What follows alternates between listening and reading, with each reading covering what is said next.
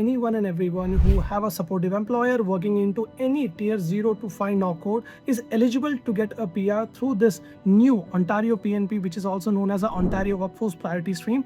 But like I always say, that it's not about that who is eligible, it's more about what Ontario needs, because on that basis only they are gonna give you the invitation. You should try to get a job into the priority sector or those sector where your labor demand is there. Other than that, if you are creating a profile, unfortunately it may not be a good news, but always it's well to try. So the first step you have to do is to create a OINP portal. Like again, if you have created a OINP portal, then only you can able to appoint your legal representative. And this video, we are going to discuss about how to appoint a legal representative to your portal.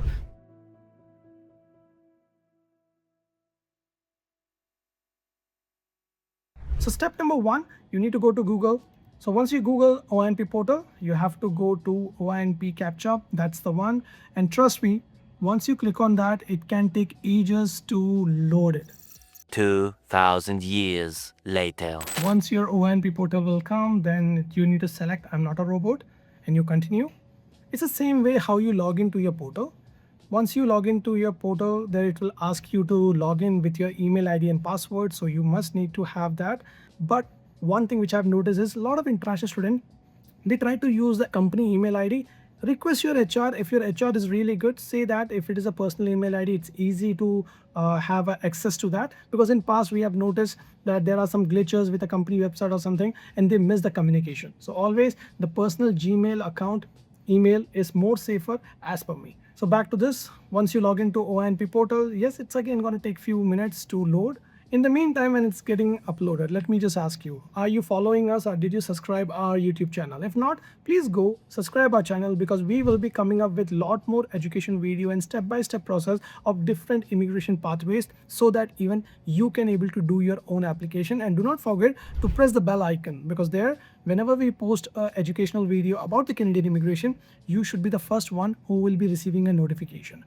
Coming back to the OINP portal, we reaching to a second step of verification, where we need to include the family name and the given name. Once you enter the family name, given name and the email ID, it will allow you to log in. And once you log in, it's very simple to appoint your representative, because your legal representative who is gonna be doing your application, submitting the document, doing the communication, must need to be linked with your portal. So once you log in, you can look into at the bottom there, it will see that my representative, but the key will not be active until you click the dot which is in front of your active application. You can click on that and you will see there will be a tab open for you, active, that you can appoint the legal representative. Always look into the full name, the email ID, the phone number, and you can literally say appoint and say, do you wish to appoint this individual as your representative? You say yes, and guess what? In this way, legally you have now appointed a legal representative on your file.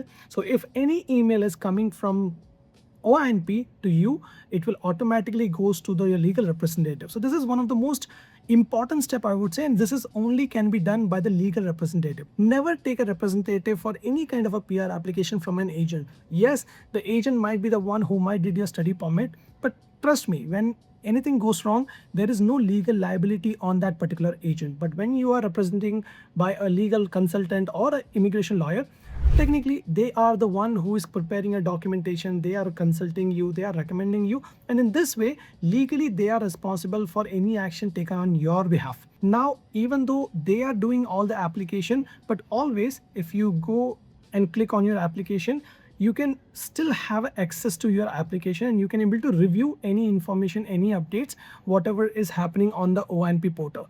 But by appointing a representative, by paying them, by signing their retainer, it just make your life easy in a way that they are responsible, they are communicating with OINP, they are submitting the file.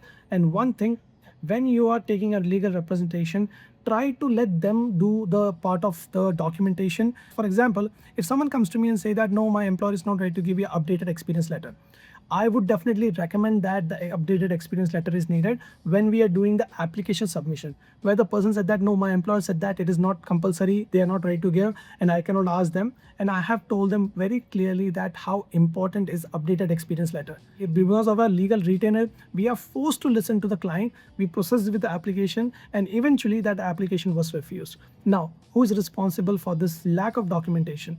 Where the legal representative have recommended you to follow a step. If a client, because it's your application, we cannot make a decision in behalf of you. Always remember that legal representation, when you take, the legal representative is just a person who need to still obey what you as a client is giving the information. Yes, as a Can family, it's my responsibility to educate you, but always remember your option, your recommendation is always well respected. Guess what? This particular client now appoint me as a representative. So from now onwards, until the person get a PNP nomination in hand, if OINP has to communicate with anyone, definitely as a legal process, they will send the email to the client, but I will be responding in behalf of my client. And that's how we just make the whole application simple and stress-free. So we will be coming up with a lot more videos to educate you that how you can create your OINP portal, what are the steps of doing the application after you getting an invitation. So step by step, we will be coming up in the upcoming days. But if you have any doubts, any question about any immigration process in Canada, you know where to reach. So till that point, stay safe, stay happy. That's how you should live in Canada. Bye-bye.